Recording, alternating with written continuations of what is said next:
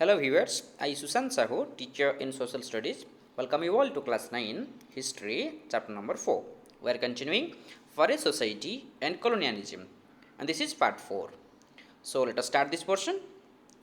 So today we will have study today the rebellion in the forest. In the last chapter we have studied that how the life of the people were affected when the Forest Act was implemented, because Dietrich Brundis, who was from German, and the Britishers, they have hired or they have appointed Dietrich Brundis as the first forest officer in India.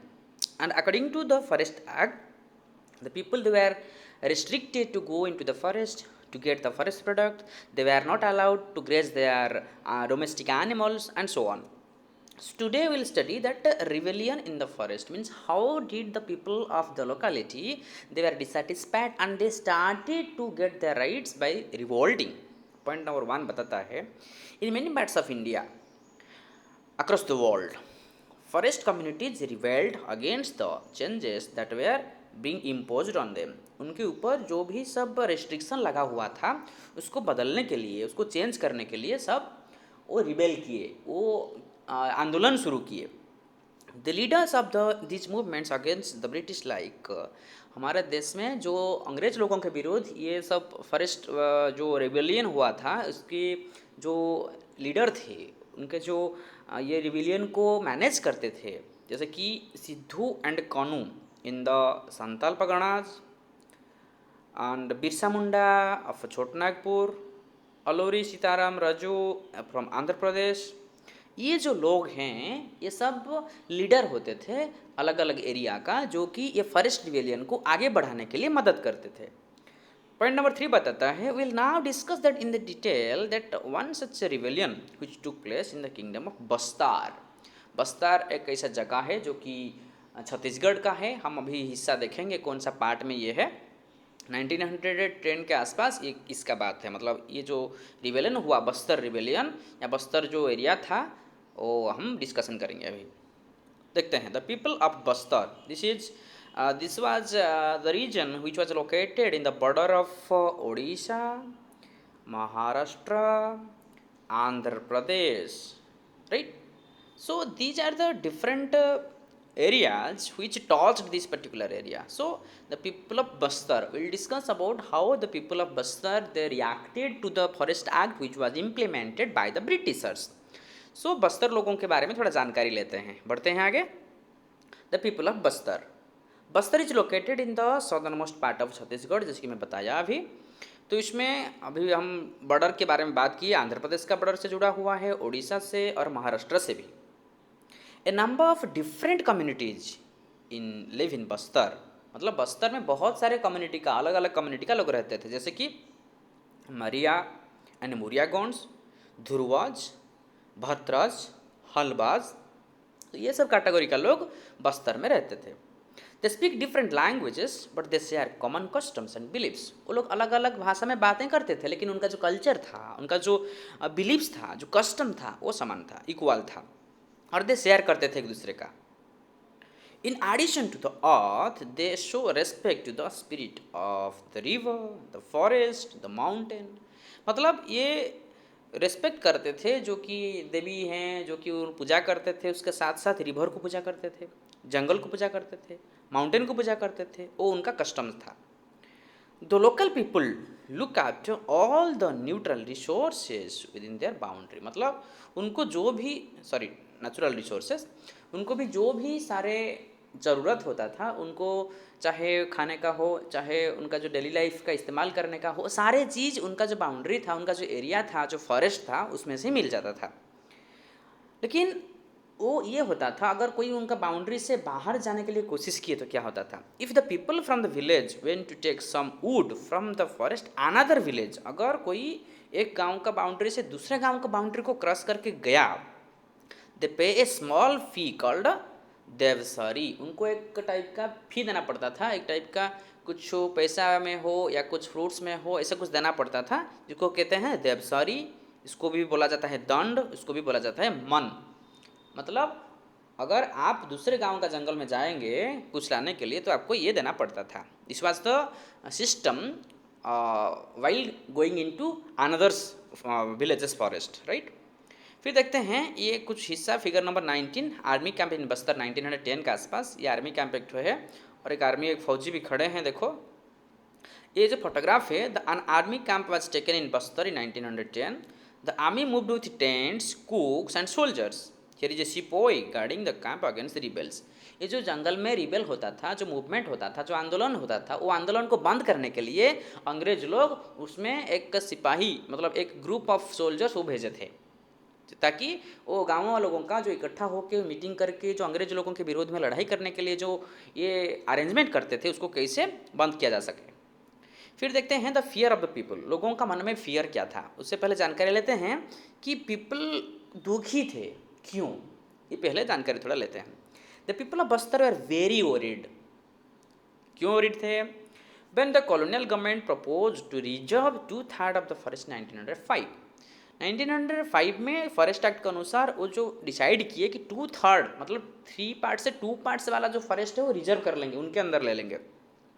और क्या किया? Stopped shifting cultivation. जो उनका shifting cultivation था, जो उनको अनाज दे रहा था, वो बंद कर दिए गए।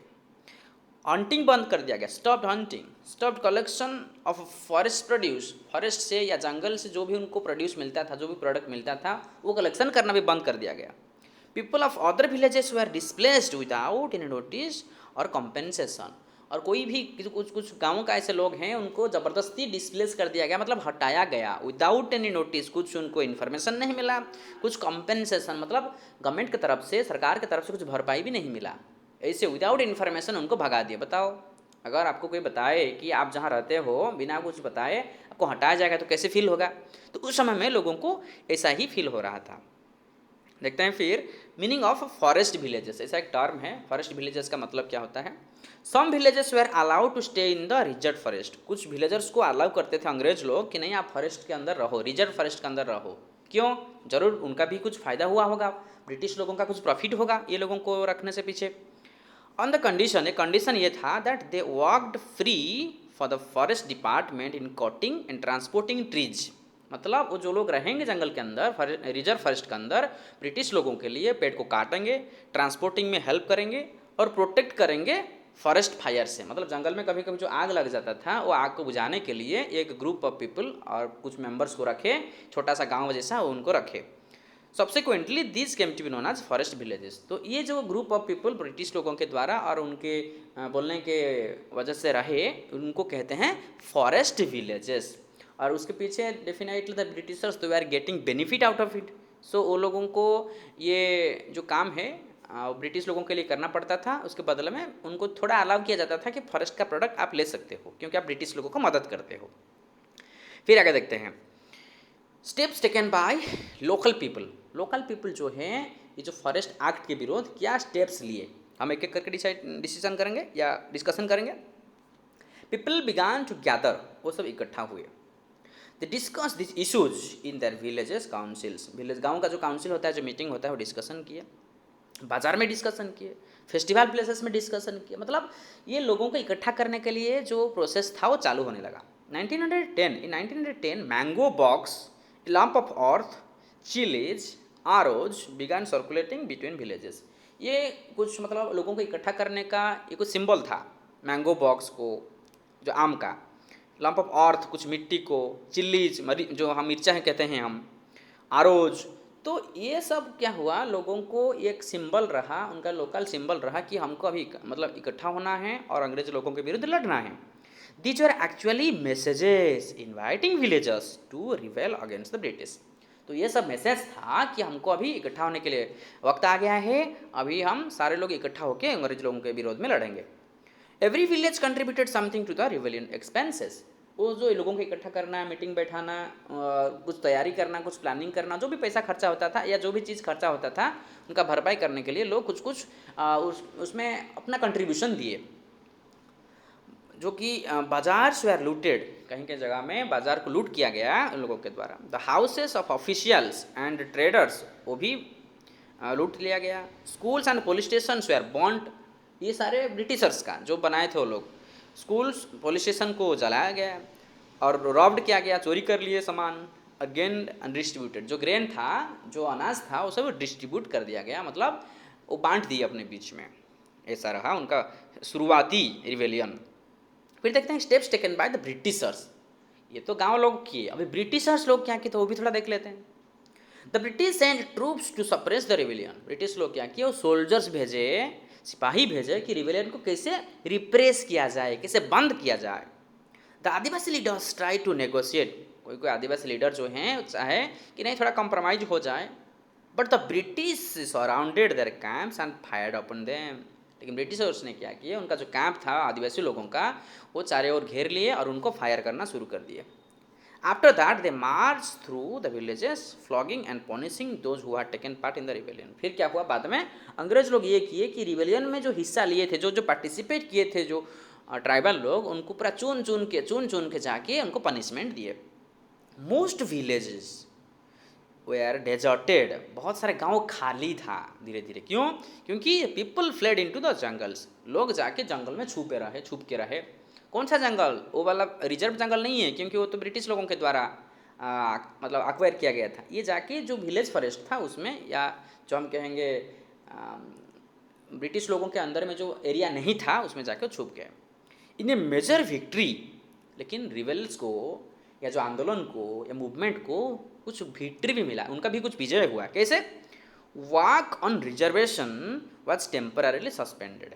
मतलब वो कुछ दिन के लिए या कुछ वक्त के लिए वो सस्पेंड कर दिया गया, मतलब वो रिजर्वेशन जो था वो रिहा कर दिया गया। The area to be reserve was reduced रफली half of the plan before 1910। 1910 से पहले जो एरिया था उसको पूरा 50% फ्री कर दिया गया कि नहीं, ये अभी गांव वालों रह सकते हैं, या उसका वो अपॉर्चुनिटी जो है फॉरेस्ट प्रोड्यूस लेने का वो अभी हिस्सा ले सकते हैं। This was the victory in the favor of the rebellion, right? So dear viewers, this is all about the portion. Once again we'll meet in the next portion, next video. Till that, take care of your studies. Thank you all.